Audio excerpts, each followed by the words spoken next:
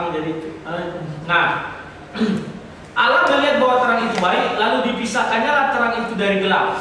Ayat keempat, karena terang itu berasal dari Allah, maka yang dari Allah itu baik, terang, baik. Yang gelap itu, maka dipisahkannya lah terang dari gelap. Karena di sini dibuat Allah melihat bahwa terang itu baik. Artinya terang itu adalah sebuah kebaikan. Oke? Jadi gelap itu tidak baik. Gitu. Sebentar, tunggu dulu, nanti dulu, kawan-kawan. Nanti dulu, bentar. Ya, ini definisinya biar enak. Allah melihat bahwa terang itu baik, ya kan? Pada awalnya terang sendiri, lalu dipisahkannya lah terang dari gelap. Kenapa Allah memisahkan terang dari gelap? Karena ada di Kejadian 1 ayat 2, bumi berbentuk gelap dan berbentuk kosong dan gelap gulita. Jadi semua terurut. Gelap itu dimulai dari Kejadian 2, maka sehingga di Kejadian 4 dia muncul. Setelah Kejadian 2 ada gelap, Kejadian 3 ada terang, Kejadian 4 dipisahkanlah terang dengan gelap. Bukan berarti Allah mengatakan tidak baik gelap, tapi terang itu lebih baik. Kan dibuat sini. Oke? Sekarang masuk kita ke, dan Allah menamanya terang itu siang dan gelap itu malam. Jadilah petang dan jadilah pagi, itulah hari pertama. Jadi semua sudah terpenuhi. Gelapnya ada, terangnya ada. Masalah waktu pada saat itu bukan 24 jam. Waktu itu waktu Allah, belum seperti sekarang. Kesalahan kita menafsirkan Bible adalah bahwa kita melihat waktu Allah kita samakan dengan waktu manusia. Pada saat itu belum seperti sekarang. Sekarang kita bisa mengatakan siang itu siang itu sekian jam, malam itu sekian jam sesudah langit dan bumi selesai diciptakan. Pada saat itu sebelum selesai diciptakan itu adalah waktu Allah, bukan waktu manusia. Jadi semua sudah terjawab. Terus mengenai air, sebenarnya kalau Anda jeli Alkitab dengan Bible itu sama menerangkan Kejadian 1 ayat 2. Cuman di sini tadi belum ketemu ya? Enggak ada kayaknya. Ada. Enggak ada. Awal. Yang mana? Awal. Enggak ketemu. Kalau nanti kita pakai Al-Quran online, ketikkan kata awal, cari di situ dijelaskan bahwa Allah itu bertata di atas air. Sama. Ada kayaknya. Ada. Coba. Ada. Saya bertanggung jawab mengatakan ini. Saya jadi bisa gunakan teman-teman, silakan. Coba awal. Ini lengkap 30 juz semuanya lengkap. Sebentar ya. Ini surat Al-Hadid itu awal, yang akhir, yang lahir dan yang batin. Terus. Itu aja. Iya. Itu aja. Terus. Tahta. Coba tahta. Tahta dia bersemayam di tahtanya arsy. Arsy. Terus betul arsy. Ada itu. Tahta ya. Arsy itu bukan tahta. Tapi di situ betul. Tetapi dibuat di situ bersemayam di tahtanya, tuh ya. Coba nanti gini aja, semua yang hadir sini kan punya Facebook, nanti aku tampilkan ayat itu berada di atas air. Tidak ada masalahnya. Mungkin salah baca. Tidak salah baca. Di atas arsy. Tidak, di atas air. Tidak. Cari dulu. Di sini kita semua punya Alkitab Al-Quran. Siapa yang punya Al-Quran? Nggak ada di atas air. Di atas arsy. Ada. Semuanya di atas ars. Tidak bisa juga masuk ya. Dia menentukan malam. Ada yang punya sinyal dah. Ada yang punya Yang sinyal. menentukan malam kepada siang. Coba baca. Ini yang berpesan dengan Bible. Sesungguhnya Tuhan kamu ialah Allah yang telah menciptakan langit dan bumi dalam 6 masa. Lalu dia bersemayam di atas ars, bukan air. Dia bersemayam di atas ars. Dia menutupkan malam kepada siang yang mengikutinya dengan bulan. Itu yang gelap. Dan menciptakannya pula matahari, bulan dan bintang masing-masing tunduk kepada perintahnya. Ingatlah menciptakan dan perintah adalah hak Allah. Maha suci Allah Tuhan semesta alam. Bukan air, ars. Ars ini juga merupakan salah satu bukti penciptaan yang bersama juga dengan Bible. Jadi di sini ada dikatakan di atas air.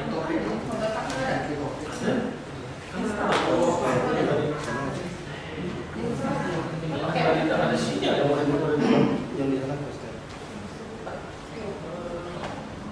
Ini yang punya boleh? Ya, pakai ini ya. Yang bisa online aja. Dan ini Al-Quran aja udah lengkap. Coba nggak bisa online. So, jadi itu tadi ya. Sini ya. Oke, kalau ars itu aku tahu. Di air itu tidak semua tahu. Coba cari kata bertahta coba. Kata kunci bertahta. Itu ars itu. Mau cari air. Air. Cari air. Air. Yang jelas Searching aja kata air. Air. Betul Searching aja kata air. mungkin air banyak sekali. Gampang. Oke, sekarang kita nanti sambil mencari. Aku masuk ke pertanyaan si abang ini aja. Bahwa pertanyaan tadi mengenai Oh ya, saya ulangi aja pertanyaan. udah yang air. Bumi belum berbentuk dan kosong gelap gulita menuju samudera raya dan roh Allah melayang-layang di atas permukaan air. Oke, di ayat 1 diceritakan pada mulanya Allah menciptakan langit dan bumi. Bumi mau diciptakan ya. Bumi berbentuk kosong, artinya kosong boleh kita tafsirkan banyak hal. Kalau kosong yang kita ingini kosong melompong itu namanya hampa. Kalau kosong misalnya kita masuk rumah baru, rumahnya masih kosong, tetapi di dalam sudah ada bak, sudah ada wastafel, itu bukan kosong lagi, tetapi tetap dikatakan orang kosong. Tapi kalau di dalam hampa, hampa itu gelap, hitam, tidak ada apa-apa, satu benda pun tidak ada, ya kan gitu kan? Nah, di sini berbentuk kosong bukan hampa. Bergelap gulita menutupi samudera raya, jadi dapat kita bayangkan bahwa ada sebuah samudera raya. Bu Rudi, hampa dengan kosong beda benar-benar. Beda. Oh. Oke ya? Beda Pak. Kalau hampa, ruang tunggu dulu, ruang hampa dibilang, ruang hampa itu Belum tentu belum. Ya maksudku gini, kalau kosong banyak definisi yang bisa kita buat. Contohnya kita masuk rumah kosong. Rumah kosong dalam artian apa? Kan gitu. Sudah ada wastafelnya, tetap dikatakan kosong. Kosong di situ dikatakan karena tidak ada furniture-nya.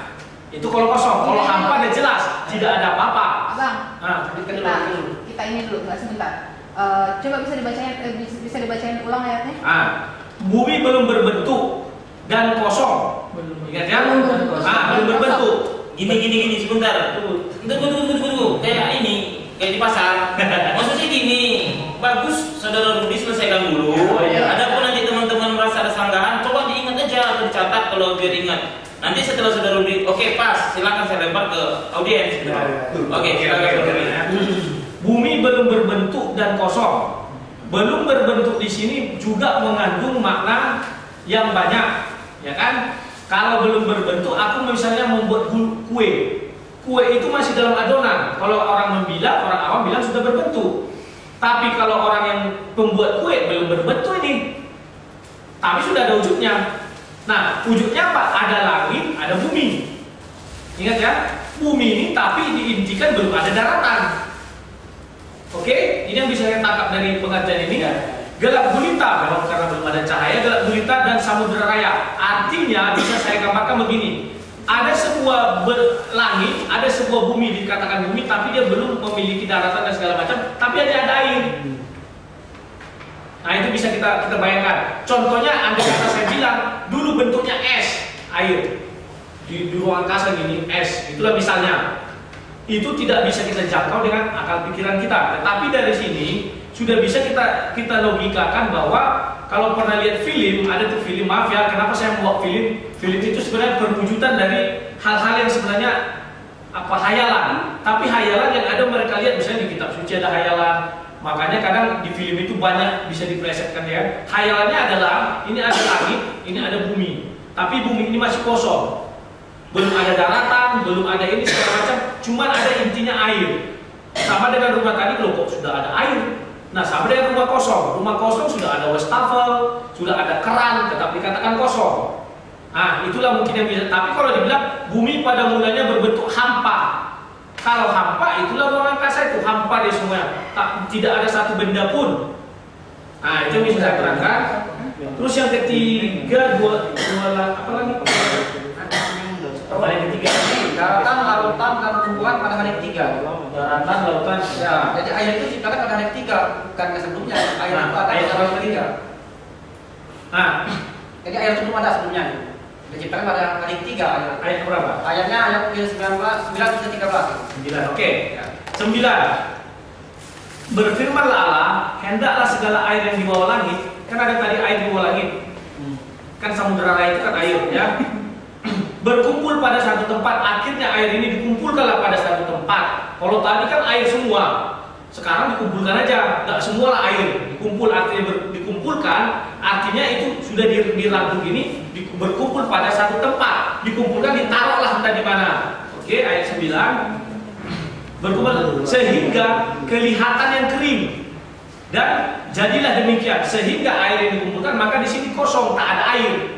kering itu menandakan di sini ada bagian dari bumi ini ketika ini air dikumpulkan berarti ada yang kosong. Oke, 9 berlanjut ke 10. Lalu Allah menamainya yang kering itu daratan, disitulah daratan diciptakan dan kumpulan air itu dinamakan Allah, air itu dinamainya laut. Oke, kumpulan-kumpulan itu dinamai Allah. Allah melihat bahwa semua itu baik. Ternyata semua bisa kita jawab. Samudera itu dikumpulkan, ternyata jadi ada yang sisi kosong. Ini dinamakan lautan, ini diciptakanlah daratan sebagai apa yang kering, itulah dinamakan daratan. Oke, pertanyaan lain? Sorry. Oke, ini udah Oke. Nah, sorry moderator. jadi nah itu paparan dari Saudara Rudi. Jadi saya persilakan baik persanggahan ataupun masukan ataupun apa teman-teman, saya persilakan. Saya kembalikan lagi. Ya sebentar, Oh, iya. yang Anda. Ya. Bang Rudi beranggapan bahwa Bible lebih lengkap mainnya dengan Al-Quran. Saya tidak bilang begitu. Tadi Bilang lengkap kan enggak? Saya bilang Alkitab saya, menurut saya. Saya tidak bilang lebih lengkap dari Al-Quran. Tidak membandingkan dengan Al-Quran. Aku bilang Bible Itu versi dia, menurut saya versi dia. lengkap. Sah-sah saja. Aku bilang Asumsi. Sah-sah saja. Bukan fakta. Ya, asumsi. Ya, makanya langsung. Apa yang dulu aja. Santai ya. Tumbuhan tadi pada masa berapa? Hah? Tiga. Kedua atau tiga? Tiga. Tiga. Ayatnya ayat ke 9 sampai 11. Saya membahas masalah ilmiah ya kan? Iya. Judul ilmiah kan? Iya. Ya. Berarti harus ilmu pengetahuan. Betul. Tumbuhan tidak bisa hidup tanpa oksigen. Udara. Udara. Nah, pada ayat berapa udara dalam Bible diciptakan? Dari berapa? Oke. Ayat berapa? Enggak, ini namanya apa? Kejadian langsung aja dulu. Langsung aja. Kejadian 1 ayat 2 mengatakan samudra raya itu air itu H2O.